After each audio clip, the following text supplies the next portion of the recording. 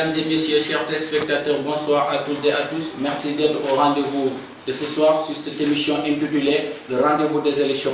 Comme vous le savez, nous sommes dans le quartier de Lougoundé, plus précisément chez M. Malick Ndiaye, qui est le président du comité électoral de ce quartier. Bonjour M. Ndiaye. Bonjour. Comment allez-vous? Très bien. Ça va bien, merci. Ça ira mieux le 24. Après votre nomination à la tête du poste de président du comité électoral de ce quartier, est-ce que cela découle vraiment d'un consensus unanime des habitants de votre quartier? Oui, je pense que effectivement ça découle d'un consensus et naturel des grands acteurs importants de ce quartier, qui sont tous, sans aucun doute, des partisans du président de la République, au moins de la majorité présidentielle, avec qui nous avons enchaîné depuis un moment et qui m'ont félicité en coordonnateur général du comité électoral. Il n'y a pas eu d'élection, il y a eu certes un candidat qui souhaitait présent, mais au bout du compte, ça a été un plébiscite et une consécration, en tout cas, des efforts qu'on a fait. Et on peut vous remercier pour la confiance qui m'a été accordée. Après votre nomination, quels sont les actes que vous avez posés et qui ont poussé les populations de votre quartier à vous choisir? Alors, c'était une question qu'il faut poser à eux, mais en tout cas, je suis un enfant de ce quartier et je vis dans ce quartier tant que je veux, évidemment des activités à Dakar, mais en tout cas, tout ce que je fais et tout ce que j'ai, je le partage avec les gens du quartier. Je n'ai aucun secret pour eux, aucun secret pour moi. Nous vivons tous la passion d'accompagner le président de la République. Nous avons des priorités. Notre priorité, c'est nous-mêmes, notre quartier, notre ville et notre président. Et sur ce point-là, je pense que tous les habitants de Lougoundé, en tout cas, sont d'accord pour identifier ces priorités. Et là-dessus, nous sommes tous d'accord et nous essayons, hommes et femmes, en tout cas, de converger à la satisfaction de ces idées. Oui. En tant que président du comité électoral de ce quartier, comment vous comptez assurer les charges qui vous ont été imposées, mais aussi que serait votre rôle pour le bien-être de votre population? Alors, vous savez, on est en élection présidentielle et c'est le président qui sera élu. Ce n'est pas un leader local ni un responsable dans la commune qui sera élu, mais c'est le président de la République. Il n'y aura qu'un seul choix à faire. D'ailleurs, le slogan de campagne que nous avons ici à Lougoundé, c'est Macky Sall, le bon choix. Il n'y a pas d'autre choix que le président de la République. Et ce que nous comptons faire, c'est exactement ce que nous savons faire et ce qu'il a dit. Le président nous a adressé une lettre il y a quelques jours, lettre à tous les coordonnateurs des comités électoraux, où il nous dit la priorité, c'est la proximité. C'est une consigne qui est très claire. Et nous considérons que nous n'avons pas un autre choix que d'aller vers les populations, de faire du porte-à-porte, de rencontrer les habitants, d'expliquer les réalisations du président, de leur parler d'eux-mêmes, de leurs préoccupations et surtout des perspectives d'avenir qu'ils peuvent avoir en élisant un président de la République qui est un enfant de ce terroir et qui certainement leur rendra la monnaie de la pièce. Parce que nous sommes sûrs que nous avons beaucoup à gagner, en tout cas, à permettre au président de continuer ses chantiers pour le Sénégal et pour Fatick. Donc voilà la priorité, c'est la proximité, l'écoute des populations, écouter leurs préoccupations, échanger avec eux sur les réalisations, sur les perspectives surtout. Parce que vous savez qu'on a une grosse problématique ici, c'est la problématique de l'emploi et la problématique de la pauvreté. Et sur ces points-là, il faut des solutions urgentes.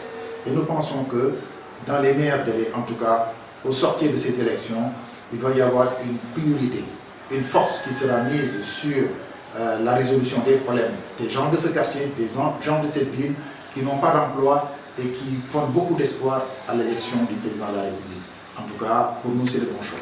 Merci pour ces éclaircissements. Et pour continuer, d'après nos ressources, nous avons entendu que chaque maire pour chaque région a été nommé comme étant le président du comité électoral communal. Quelle est votre réaction face à ces décisions? Vous savez, je n'ai aucun souci par rapport à cette décision. Vous savez, nous sommes dans une configuration où le président de la République sait exactement quelles sont les décisions qu'il doit prendre pour gagner. quelles sont les décisions qu'il doit prendre, en tout cas pour qu'il y ait une cohésion dans la démarche dans les différentes communes. Et c'est pour cela qu'il a choisi cette formule de dire que dans les communes où il y a un maire de la majorité présidentielle, c'est lui qui dirige la campagne. Et ça évite en tout cas à tout le monde de vouloir porter des ambitions, de diriger alors que le président donne des instructions. Donc ce que nous faisons en tant que militants disciplinés, c'est de suivre l'orientation que le président de la République a décidé de confier aux maires des communes où il y a la majorité présidentielle de poursuivre.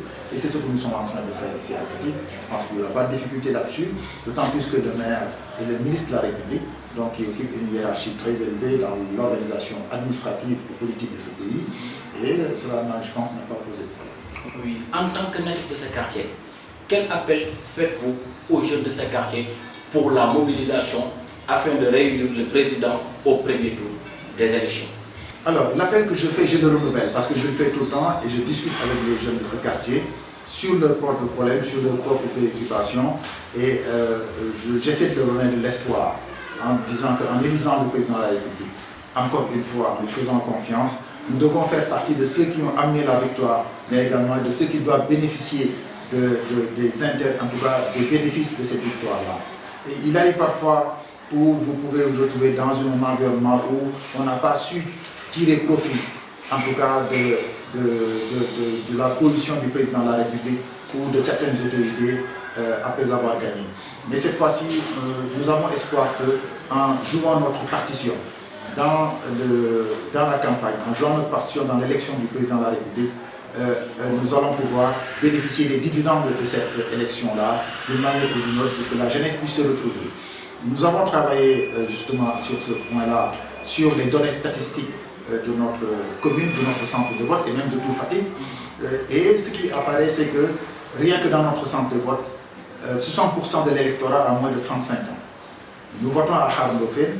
Khar Ndofène, c'est 21% du poids électoral de toute la commune de Fatick. Ça signifie que 2 électeurs sur 8 à Fatick votent à Khar Ndofène. Vous avez le centre du président de la République, qui est le centre TMS, qui a 25% du poids électoral de la commune de Fatick. Ça veut dire quoi? Ça signifie que sur 100 électeurs à Fatick, les 25 votent à Khar Ndofène là où vote le président. En tout cas, en ce qui nous concerne, nous, les votants de Khar Ndofène, nous savons ce que nous pesons dans la balance. Et nous savons aussi ce que la jeunesse pèse dans la balance. Quand je vous dis que 60% à moins de 35 ans, ça veut dire que plus de la moitié en tout cas des électeurs n'ont pas plus de 35 ans. Ça veut dire que c'est les jeunes. Le discours qu'on doit leur porter est un discours d'espoir. Un discours qui porte sur leurs préoccupations, un discours qui porte sur l'emploi, sur la formation, sur les préoccupations des jeunes. Et je pense que le président de la République, dans son ambition, qu'on appelle les 5 initiatives majeures et les 3 grands programmes qu'il a déclinés pour 2019-2024, il y a une grande part qui concerne la jeunesse. Et la jeunesse, c'est la jeunesse du Sénégal, c'est la jeunesse de Fatick et c'est la jeunesse de notre quartier, qui est le quartier Logodem. Nous sommes fiers d'y appartenir. Merci pour ces éclaircissements et votre disponibilité, Michel Ndiaye. Mesdames et messieurs, comme vous l'avez vu, nous étions avec Michel Ndiaye, qui est le président du comité électoral du quartier Logodem de Fatick. Et nous vous donnons rendez-vous pour un nouveau numéro. Et merci.